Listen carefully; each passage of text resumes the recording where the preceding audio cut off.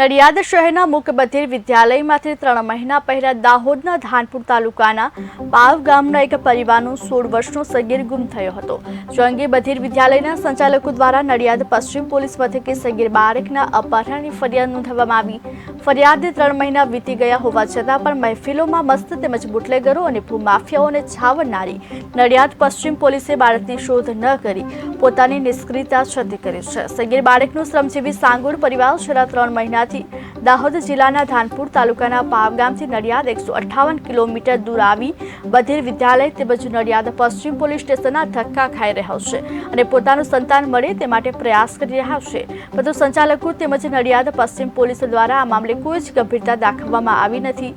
આખરે સંચાલકો અને પોલીસની નિષ્ક્રિયતાથી કંટાળી થાકી હારી સગીર બાળકનું આ લાચાર શ્રમજીવી પરિવાર હાથમાં પોતાના બાળકનો ફોટો લઈ દરેક લોકોને પૂછી રહ્યો છે કે મારું બાળકને ક્યાંય જોયું છે. સંચાલક તેમજ નડિયાદ પશ્ચિમ પોલીસ એટલી નફ્ફટ બની ગઈ છે કે તેમને કોઈની લાગણી કે સંવેદનાઓની કોઈ જ અસર થતી નથી. 3 મહિના વીતી ગયા હોવા છતાં પણ પોલીસે ગુમ થયેલ બાળકને શોધી નથી શકી. ફરિયાદ અમે ખાલી સાહેબ અરજી આપેલી છે ધાનપુર તાલુકાથી, એક ખેડા નડિયાદ અમદાવાદ, એક બરોડા, એક દાહોદ આપેલી. અહીંયા કયા ધોરણમાં ભણતો હતો છોકરો? અહીંયા સાહેબ દાહોદ 3 વર્ષ ભણ્યો, અહીંયા 4 વર્ષ. છેલ્લે શામાં ભણતો હતો? ચોથું ધોરણ. ચોથા ધોરણમાં ભણતો? હા, એ લોકોએ ચોથા બેહાડે. પછી ગાયબ થઈ ગયો? હા.